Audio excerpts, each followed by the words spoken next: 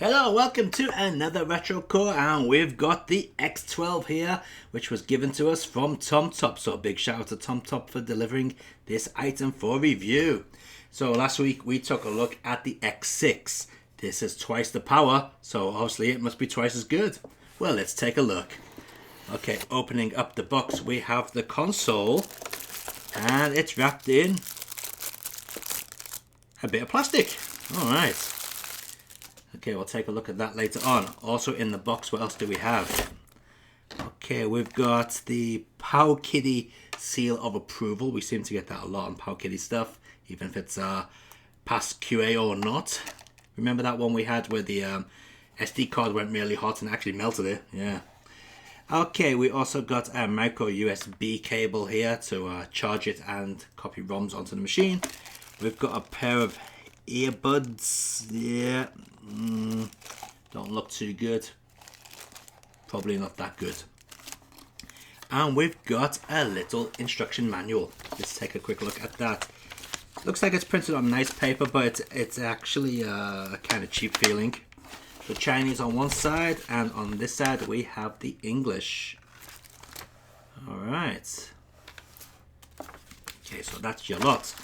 Okay, let's take a look at the actual console itself. Okay, so this little bit of plastic here, that's actually from the screensaver. It's got a screensaver on it, which I'm not going to take off. Sorry about that, because I've got to sell this on. Okay, so taking a look at the console itself, it's pretty big. It's got a 5-inch display, so that's not too bad. You can see my face in it as well, nice and reflective. Okay, let's feel the buttons. Yeah, this is your typical array of separate buttons made to look like a D-pad. Not that good. That thumbstick feels fairly nice. We got another one over here. That feels reasonable. No, that does feel nice actually. Select and start. Some buttons over here. Yeah, they feel good enough. Escape button. We've got a speaker grill here. And on the top of the machine, we have got the volume up and down. And as you can see, they are actually connected to each other. You can see that one moving as I press the opposite button. Not too good. We've got a hold switch here. I guess that holds the power on or off. So you can't actually switch it on when it's in your bag. Power button there. We've got a mic input. L&R triggers. On the back, we've got a touchpad. Not really. It's not a touchpad at all. It's just a piece of plastic design. Made to look like a PlayStation Portable touchpad, but it's not. We've got a little Power Kitty seal of approval sticker here, covering up one of the screws so we can't take apart. Apparently this is an 8GB model. QC passed. And this claims to be stereo, so it claims to have 2 speakers on either side. And looking at it, we can see that there is a gap here and a gap there, so maybe it is stereo. But what I think, it's probably got one speaker in it and it's going to fire or resonate the sound out of one of the sides, and the speaker's actually over here or something like that. Okay, let's take a look at the bottom of the machine. Okay, we've got the USB input here. We've got a TV out. Didn't get a TV cable with it. We've got a headphone out. We've got a reset switch and the micro SD card slot right here. In fact, talking of which, we'll put a micro SD card in it right now, because we're going to have to test that out later on. Nope, it's not going to go in. Nope. It's the thing with these Chinese clones, they put the micro SD card slot so far into it, it's really difficult to push the card in. There we go, that's in. Alright. Now the actual feel of the machine is fairly good. It doesn't flex, and it feels nice, to be honest. I'm not going to lie, it does feel nice. Okay, so let's switch this baby on. So here we are, a little bit closer to the machine, and as you can see, it looks like it's got a touchscreen interface, but unfortunately it does not. This is not a touchscreen device. So we can flick through a few games here on the front screen. And we've got some more menus here, such as playing videos, music, photos, and so on. We'll take a look at the camera later on. Probably not that good, to be honest. Looks like we've got an internet browser, but it's not. You just browse files on the machine.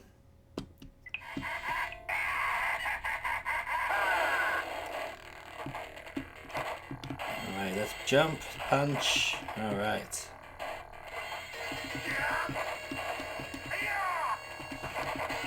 So of course this is a Capcom CPS1 game. Running fairly reasonable.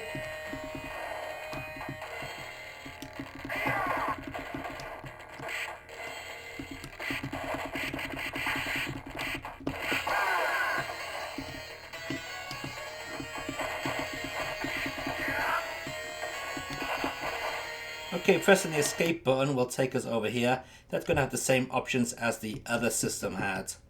So let's put the screen onto scale. Oh, it's already on scale. Good, good. Alright, so let's get out of this and pick a different game.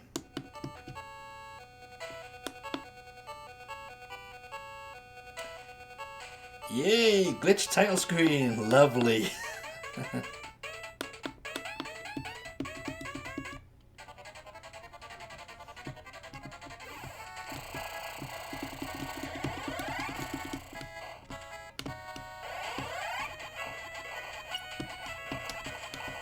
Well, even if you didn't know what it was, you can tell it's a compile shooter straight away.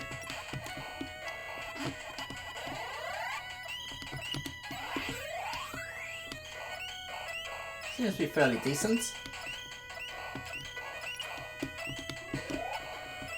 Okay, let's choose another NES game to see how that runs. Randomly choose one. Yeah, that one. No idea what it is. That's IKEA Warriors, or IKEA Warriors, I guess. A Chinese hacked version.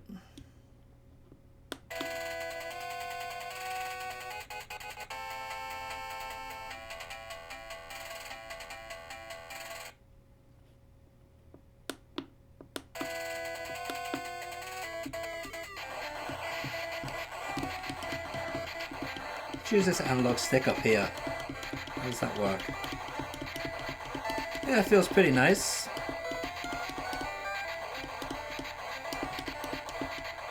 I must point out, I can't see a thing I'm doing on this because the angle of the screen, or the viewing angle of the screen, isn't very good. I'll have to look at the viewfinder on the camera.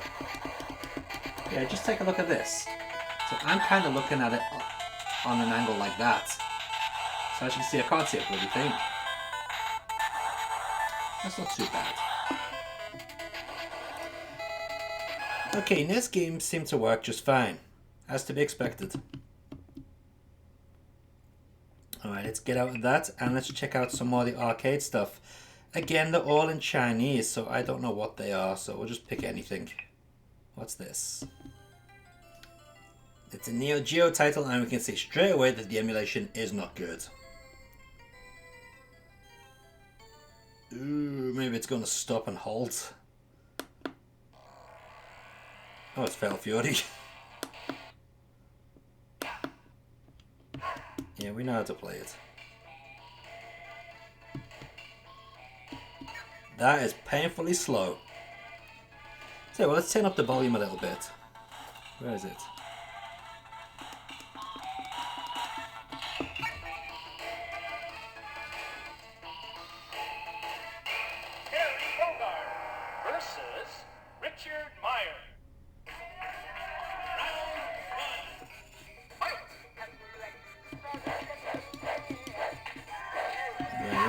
There we go.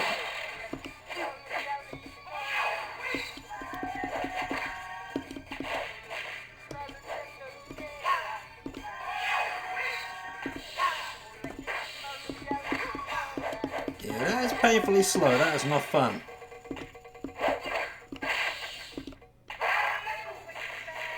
But at least this little analog or digital stick works fine. You can get the moves out. Okay, let's try a different game. Yeah, that is also not very good.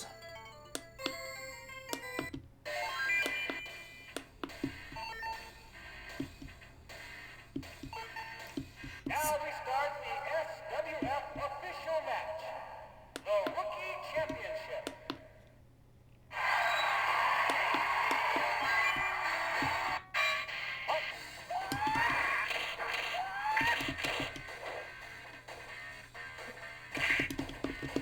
I have no idea what I'm doing. I mean, this doesn't seem too bad.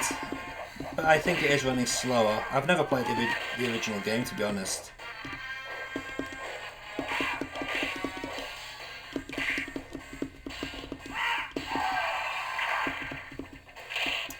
Okay, let's take a look at some of the other systems.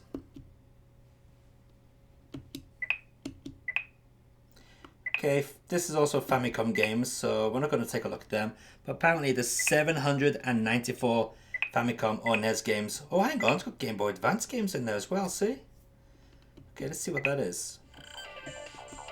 Alright, looks like it's an action game, nice. And LNR triggers, LNR's not connected, or maybe it's not used in this game.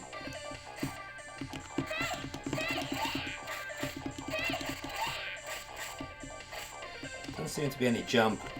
By the way, you may be wondering what's the function of this other analog stick. Well, actually, it's just mapped to the buttons. So this just does the same function as these buttons, which is kind of weird.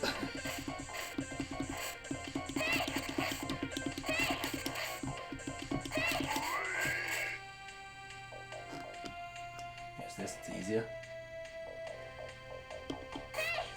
There's no jump in this game, it's kind of weird.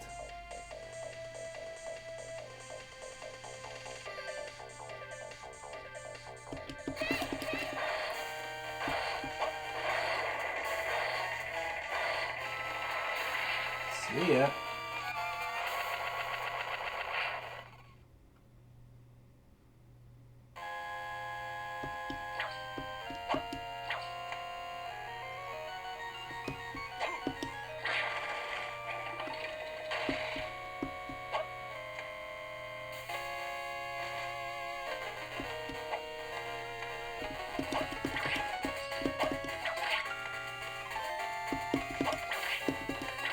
Now, this is not perfect, but it's reasonable. Or maybe the original games like this, I'm not sure, but there seems to be one or two frame skips in here.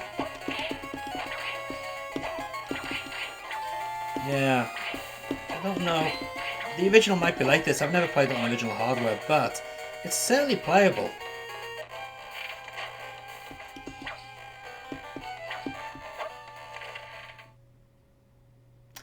So Virtual Fighter vs. Taken 2. Not Tekken 2, Taken 2.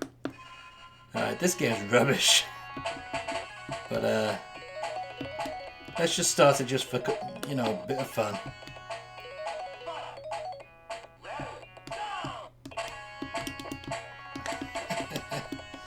Oh yes, Chinese originals at the best. Let's get off its crap. Alright. So it's, let's see how many Mega Drive games come with this. Apparently it's got 154 Mega Drive games, that's not bad. Game Boy Color games, it's got 130, nice. NES games, it's got another, wow, 1,118 of those. Super Famicom or SNES or SNES, whatever you want to call it. 78 of those. It's Batman Returns there. Not bad at all. Okay, well, I'll tell you what I'm going to do is I'm going to go to the SD card and run the games from there. Okay, and that way I can see what games I'm running, and also if it'll play other formats which are not included as a part of this package. Okay, MAME Neo Geo format. Let's see if it'll run that. No. Okay, Nintendo 64. No. Okay, Game Boy, regular Game Boy. This is R-Type. We did that last time on the X6. Let's put Turtles on. Yes, it does. Lovely jubbly. Let's just see how the emulation is.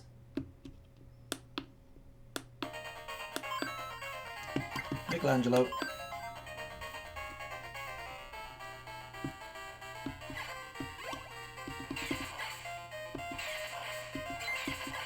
Okay, so we got jump on B, and we've got attack on A. If you don't like that, you can turn it around. You can change them in the emulator settings. That sounds perfect, and it looks good. So yeah, Game Boy games seem to run just fine. Okay, let's check out Game Boy Color.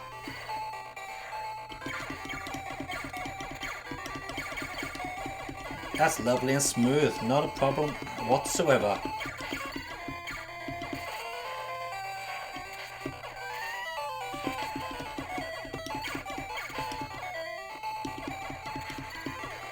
So that's lovely to see. Game Boy Color games work just fine. Lovely.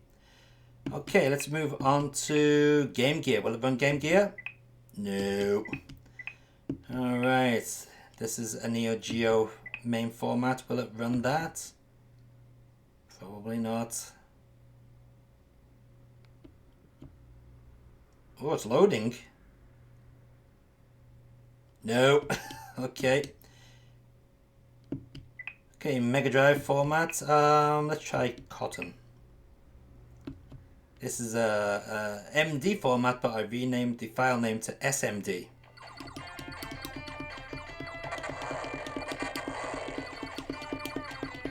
I don't think it emulates this game right. It's not. You see the floor down here? Yeah, it looks glitching out like crazy.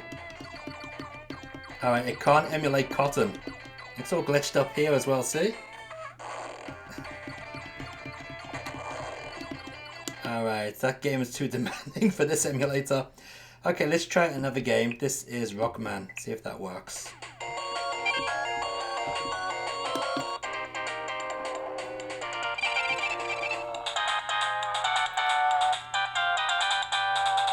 Sounds better when you take it off the table. Oh no, that is jerky. Look at that. Oh, I guess that is jump. Okay, let's try that again.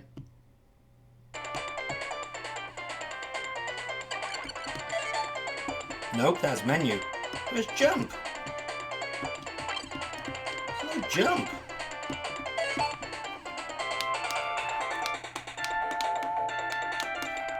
Great, they haven't mapped the jump button onto the console. So I'm not going to be able to get over there. Fantastic, I got to remap the buttons and I can't be bothered doing that. Okay, Mega Drive is not looking good, is it? Let's try Virtual Racing. I doubt it's going to run it. No, absolutely nothing. It doesn't run Virtual Racing. Okay. Okay, one more last hope for Mega Drive, Battlemania. This is the beta version again. I wonder if it's going to have the same problems that the X6 had with its emulation on the opening sequence.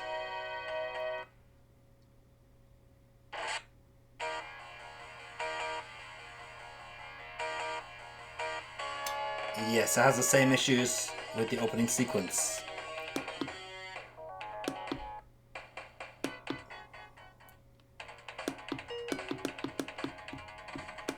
Okay, so I think this emulation is probably going to be exactly the same as the emulation on the X6, no difference.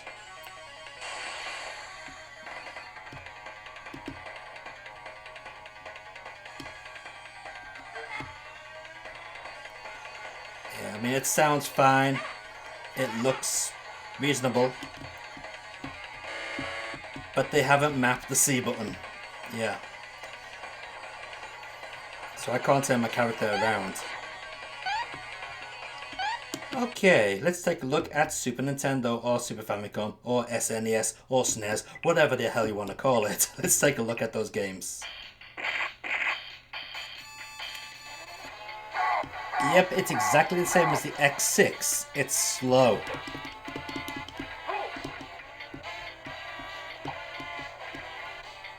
So yes, it seems to be the same emulator.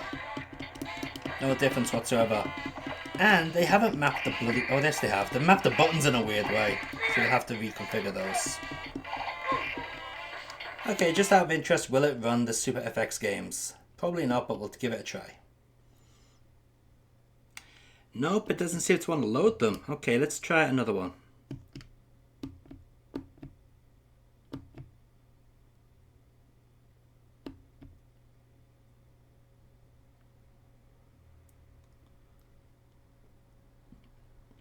Nope, it doesn't run Super FX games at all. Just a black screen. Oh well, never mind. Okay, let's see if we're going to be able to run PC Engine. I doubt it. Nope. Alright, Sega Master System. Nope. Alright. So let's take a look at the camera. Now, as you can see, it seems to have the same issue as the X6 had, whereas the camera is out of focus, and there's also quite a bit of lag. But, you know, you'd expect that really. Alright, so let's see if it will go in focus if I move it further back. Yeah, that does seem to help actually. Now, normally you'd expect it to autofocus when you press the button on the shutter, but it doesn't. It basically just takes a picture, so there's no type of autofocus on here, even though it does have auto down here. And using the L and R buttons just zooms in, and that just gives you a digital zoom, which looks pretty bad. The other buttons up here don't really do anything. So you can bring up some options to change white balance and so on, as you can see. But changing them isn't going to do much to the image. Resolution, let's just see what resolution we're using here. As you can see, we're using the highest resolution, which is 2048 by 1536. How good is that image quality? Well, let's take a look at the picture I just took. Yeah, not that good really, is it? But what do you expect? Now, one bonus point that this machine does have is the ability to take videos, whereas the X6 didn't. So let's take a look at that. So going into the video section here, and as you can see, it looks exactly the same as the camera section. Alright, let's see what options we have. Apparently none. Here we go. Video playback, white balance, brightness, exposure mode. Special effects, that basically just turns it into sepia and so on. Record quality, alright. High, medium, low, auto. We'll just keep it on high. Okay, and resolution. Okay, we've got 480p or 240p. We'll keep it on 480p. Okay, so let's make some videos. Is it recording? I don't know if that's recording. I don't think it is recording. No, maybe it's one of these buttons. Oh, that's just the trigger zoom. Is it escape button to record? Nope. Select button? Nope. Start button? Nope. What's the record button? Y? No. B? Oh, it was recording. Bloody hell, we didn't even know it was recording. It doesn't tell you. Just this icon changed. Okay, let's press A again. No, A doesn't. Yeah, it is the A button, but you see the lag it took to the amount of time it took for that to change. Okay, so it's now recording, and let's take a look at the quality. Now, as you can see, the more I zoom out, the more in focus that box in the background becomes. So it's kind of stuck on a normal fixed focus length. As you can see, there's the camera filming. The light switched off. Actually, there's a point. Let's see how it handles this light. Not bad. The white balance does seem to work. That's pretty cool.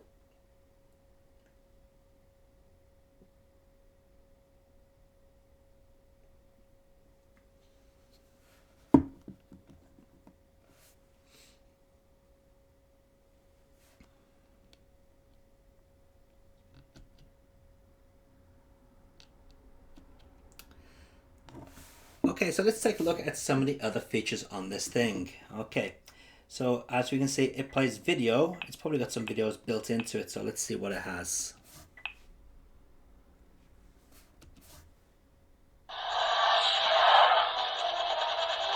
Yep, I have no idea what that is. Some CG video, but the quality seems fairly nice. It also gives you a good chance to see the viewing angles of the screen. Yeah. Alright, let's get that off. So there we have it. That is the X12. What do I think of it? Well, to be honest, it's not much different than the X6. Apart from it's got a bigger screen.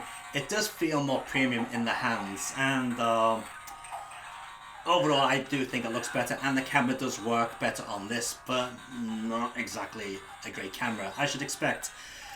But yeah, For the price it's currently going for, it's $37 US as of making this video. So for that type of money, you can't really complain. As you can see, it's playing the Capcom CPS2 games pretty well here. And it played the Game Boy Advance games really well also. Super Nintendo, Mega Drive, not so good. Game Boy Color, really good. So, I mean, it really depends what you want it for. But for the price, it's a fairly, you know, reasonable bit of entertainment. You get what you pay for, really. Anyway, there's going to be a link in the video description down below, so if you're interested in picking one of these up, check out that link, and I'll see you in the next Made in China video.